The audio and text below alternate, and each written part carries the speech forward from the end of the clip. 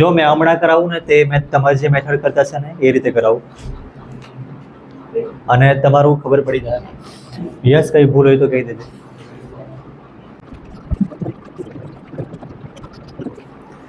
જો તમે જોઈ લો ને, તમે બી જોઈ લો, કેમ કે બધી મેથડ એવું નહીં મળે કે આના પરથી વેલ્યુ બનાવે તો આના પરથી બી વેલ્યુ બનાવી હોય તો બનાવી શકાય.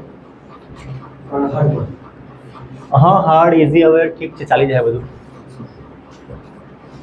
તમે લોકો સુજન, વીર, તમે લોકો આવું કર્યું ને,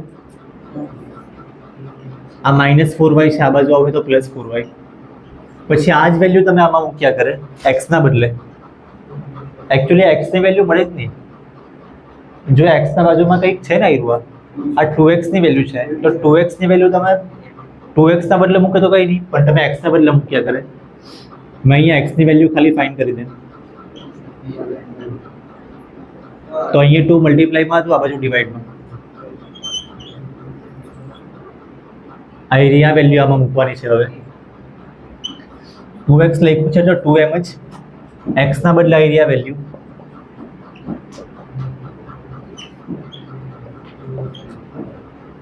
અને બાકીનું બધું સેમ લખવાનું છે.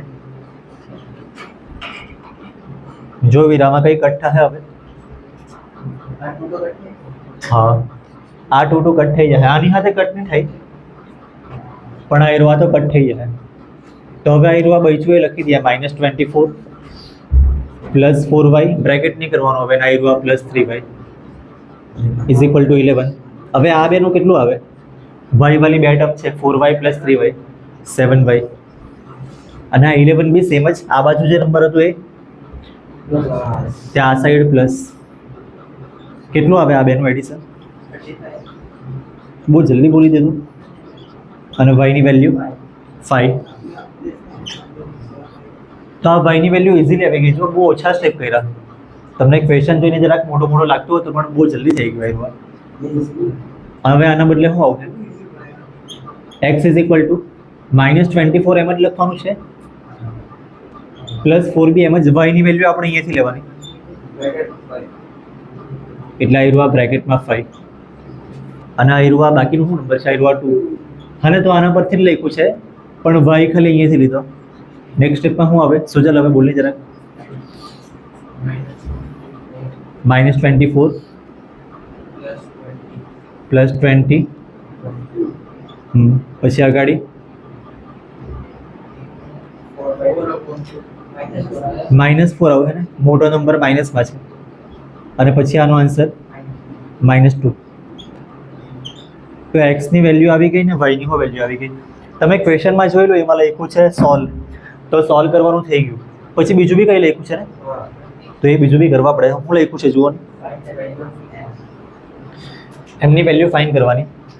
અને એક ઇક્વેશન જેવું લખેલું છે, y = mx + 3. તો એમની વેલ્યુ ફાઇન્ડ કરવાની, એ થઈ જાય. કેમ કે અહીંયા x ને y ની વેલ્યુ મળી ગઈ છે ને, y ની વેલ્યુ છે, તો y ના બદલે આપણે 5 લખવાનું, m ના બદલે તો m જ. x ની વેલ્યુ આવી, અને બાકીનું સેમ જ. હવે આ +3 ને પહેલા આ બાજુ લેવું, તો આ +3 ને આ બાજુ -3 કરી નાખ્યું, આ બેનું મલ્ટીપ્લાય -2m. આનું કેટલું આવે? 2, અને આ -2m. હવે -2 ડિવાઈડમાં આવશે, = m. તો m ની વેલ્યુ કેટલી આવે? 0. કા +2 -2 હોય તો 0 આવે, તો ગમે તે હોય. +2 -2 એડિશન કે સબટ્રેક્શન કરે ને તો 0 આવવાના ચાન્સ છે. આટલું ડિવિઝન છે. 2 થી 2 ને ડિવાઈડ કરે તો 1 આવે, અને માઇનસ છે તો -1. બસ લખી લો. અને તમારું બી જરાક મેં ચેક કરી લે.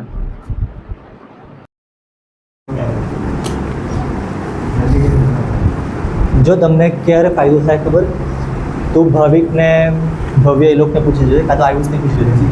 મેં તને કોઈ બી યુટ્યુબ ચેનલ જોઈ લે, કોઈ બી યુટ્યુબ ચેનલ એના કહેજે કે મેથ્સના વિડીયો સર્ચ કરે ને સમજવાની ટ્રાય કરે. હા, મેગ્નેટના બહુ બધા વિડીયો છે, બહુ બધા છે. 100 કરતાં વધારે ચેનલ મળી જાય. પણ એમાંથી છે ને એ લોકો બેને ખબર પડે ને એવી 100માંથી 5 ચેનલ એવી હોય કે એ લોકોને ખબર પડે. એ જ મેં તમને કહ્યું ઇન્ટરનેટ પર છે ને તમે ટોપર્સને છે ને બધી ચેનલમાં ખબર પડી જાય ટોપરને અને હર્ષિત તને બી બધા સમજ પડી જાય પણ બાકી બધામાં હા બહુ વાર લાગી સમજતા ને એ લોકોના 100માંથી 100 માર્ક્સ આવતા હોય તો એ લોકો ટોપર જેવું જ કરાવે લોઅર બેસ બી હોય કદાચ પણ ખબર નહીં કયો હોય છે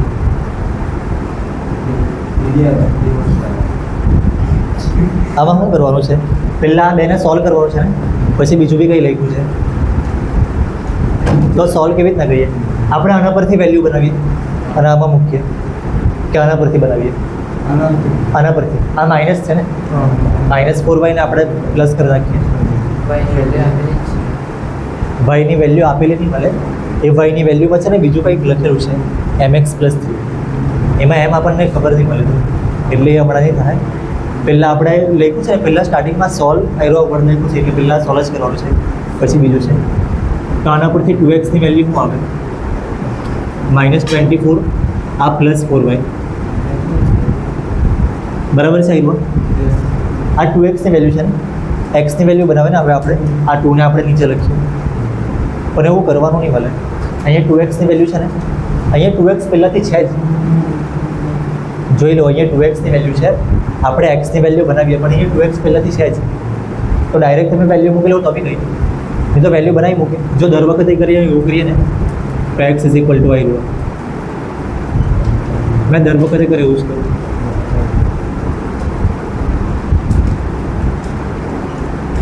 આના પરથી આઈવા લખ્યું છે x ની વેલ્યુ આવી આપી હવે આ વેલ્યુને આપણે આમાં મૂકી દઈએ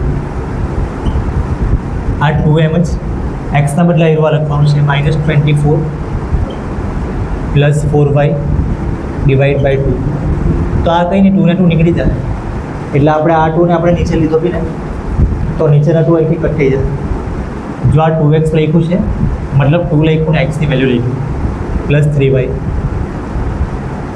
= 11 હવે આમાં શું આવશે આ 2 ને 2 કટ -24 mx + 4y + 3y = 11 તો હવે આ બેનું એડિશન શું આવે 4y + 3y 7y આવશે આ 11 mx -24 આપણે પહેલી સાઈડ લેવા પડશે તો 7y = કેટલા આવે 35 હર્ષિત હવે તું નહીં બોલતો y ની વેલ્યુ તમારા ત્રણમાંથી કોઈ બી બોલવું હોય તો 35 / 7 જો આવું હતું ને અહીંયા 7 + y હતા ને તો આ 7 ના બાજુ માઇનસ માં હતું પણ 7 મલ્ટીપ્લાયમાં છે ને તો 35 / 7 5 y ની વેલ્યુ 5 આવી આના પરથી x ની વેલ્યુ ફાઇન્ડ કરવાની x ક્યાં છે આવ્યો x = આવ્યું છે -24 + 4y છે ને 4y y ના બદલે આપણે આવ્યું મૂકવાનું અને ડિવાઈડ બાય આ જે નંબર છે 2 દ્વીપ હવે શું થાય -24 સેમ જ આ બેનું મલ્ટીપ્લાય 4 ને 5 નું મલ્ટીપ્લાય 20 અને આ 2m જ હવે -24 + 20 ના ના માઇનસ છે ને એક નંબર માઇનસમાં એક પ્લસમાં એટલે માઇનસ જ કરવાનો -4 અને આ ડિવાઈડ બાય 2 ફાઇનલ આન્સર -2 આવશે તો x ની વેલ્યુ આવી છે અને y ની વેલ્યુ આવી આગળ શું કરવાનું સવાલમાં વાંચો Find the value of m for which find the value of m y is equal to mx plus y = લખેલું છે આના પરથી આપણે m ની વેલ્યુ ફાઇન્ડ કરવાની તમે ઉપર બી જોઈ લો y = આ લખ્યું એના પરથી આપણે m ની વેલ્યુ ફાઇન્ડ કરવાની તો y ની વેલ્યુ લખેલી છે ને 5 હવે આ x અને y ની વેલ્યુ આપણે મૂકી દેવું y ની વેલ્યુ 5 છે તો આ y ની નીચે 5 લખવાનું m તો ખબર નહીં મળે પણ x તો ખબર છે ને x ની વેલ્યુ આવી -2 અને આ +3 સેમ જ તો હવે 5m જ રહે આ બેનું મલ્ટીપ્લાય -2m આવે અને +3 ને શું કરીએ ચાલો ને એમ જ રાખો આપણે છે ને -2m ને આ બાજુ લઈ લઈએ તો +2m આ +3 જ્યાં છે ત્યાં જ, અને આ +5 છે ને એના આ સાઈડ તો માઇનસ. -5. તો 2m ઇઝ ઇક્વલ ટુ આનો answer -2. m is equal to 0. નહીં, -2 ડિવાઈડ બાય 2. हाँ डिवाइड बाय એક સ્ટેપ જોયું તો લખી લે, -2 ડિવાઈડ બાય 2 -1. -1. તો એમની વેલ્યુ -1 આવી. લખી લો આ